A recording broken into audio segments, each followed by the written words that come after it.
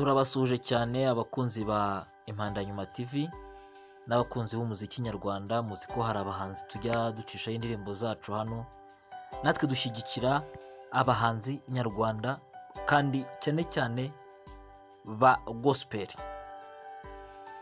Rero twakiriye itangazo rikakaye ritari sawa cyane, ryasohotse riciye kuri Instagram ya Irene Murindahabi. Itangazo ritari ryiza nyine ryakiriye muri gospel. Ntabwo turamenya ibindi bikurikira, ariko iri tangazo ntabwo twabura kuri bagezaho nk'abakunzi ba gospel, kandi nk'amakuru ya gospel ntabwo twabura kuyabagezaho. Rero ni itangazo rivuga ku baririmbyi babiri, Ishimwe Vestine na Kamikazi Dorcas. Ni abana bakiri bato, bakiri abanyeshuri ariko bafite impano yo kuririmba. Bagaragaye rero bahishuwe cyangwa se bagaragajwe bwa mbere na Irene Murindahabi, kuko amenyereweho kuzamura impano nyinshi zitandukanye zirimo kugaragara hano muri social media no muri sosiyete nyarwanda, kandi zifite imbaraga rwose. Rero turibanda kuri abangaba, nta bandi tuvugaho. Rero abakobwa ni abarokore basengera muri ADEPR. Rero bakoranye na Irene indirimbo ya mbere maze kugira views zirenga 3,000,000 hafi na 400. Indi ya kabiri bakoze duheruka kuyireba iri muri views hafi 600, hafi na 50. Indi basohoye ejo bundi iri muri hafi muri 250 gutyo. Rero uko biri kose ni abantu bari bageze heza, ubwo bari bakiri abanyeshuri ariko bari bari mu murimo kandi ubona ibintu bigenda neza. Ariko itangazo ryasohotse, itangazo rigenewe abanyamakuru, ryandikwa ngo kuri account ya Instagram ya Irene Murindahabi ririho, yavuga ngo dushingiye ku ntego ndetse n'icyerekezo cya Mr Irene Entertainment, nyuma yo gusesengura imikoranire ya Mr Irene Entertainment ndetse na Ishimwe Vestine na Kamikazi Dorcas, bamenyerewe nka Vestine and Dorcas mu ruhando rwa muzika.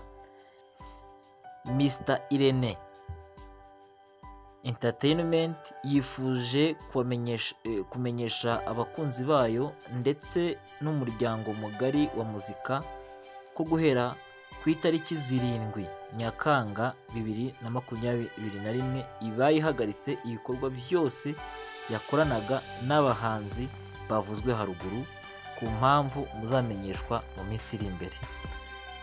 Ubuyobozi bwa Mr Irene Entertainment bashimiye uburyo mwakiriye Vestine na Dorcas ndetse n'uburyo mutahwemye kubashyigikira mu rugendo rwabo rwa muzika batangiye. Twongeye kwizeza abakunzi bacu ko tuzakomeza kubaha ibyiza byose mukwiriye, kandi tubashimiye uburyo mukomeje gushyigikira muzika nyarwanda. Tubashimiye uburyo mubyakiriye, mugira amahoro.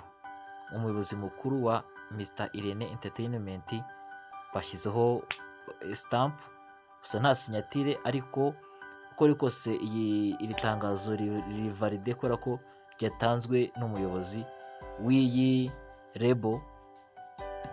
Imana itugirire neza. Ntabwo tuzi rero ikihishe inyuma y'ino tangazo, gusa nuko hari inkuru zakozwe zivuga ko abakobwa bagiye kujya muri Australia. Ntabwo rero tuzi impamvu nyamukuru itumye imikoranire ihagarikwa. Tukomeje gukurikirana amakuru, abakurikira Impandanyuma TV tugomba kuyabagezaho kugira ngo mumenye neza ese aba bakobwa b'abarokore ni iki kihishe inyuma yo kuba barekurwa n'umuntu wabazanye mu ruhando rw'umuziki kandi bari bamo bakorana neza. Ese byaba yaragenze gute? Ese ni ku ruhande rwabo? Ese ni rebo wenda yananiwe? ese ni abahanzi bahisemo guhindura? Imana ibashyigikire, mukomeze kubasengera kugira ngo izi mpano zidapfa cyangwa ngo zangirike, ahubwo ibintu bikomeze kugenda neza. Kandi Irene Mulindahabi, vraiment bravo, aho ugejeje aba bana ni heza cyane, kandi Uwiteka azakwiture imirimo myiza wakoze. Turabashimiye rero, mukomeze kubana natwe. Niba utarakora subscribe, kanda subscribe kandi ukande kuri all notification kugira ngo ujye ubona ibiganiro byose tubagezaho. Imana ibahe umugisha, murakoze cyane. Shalom shalom.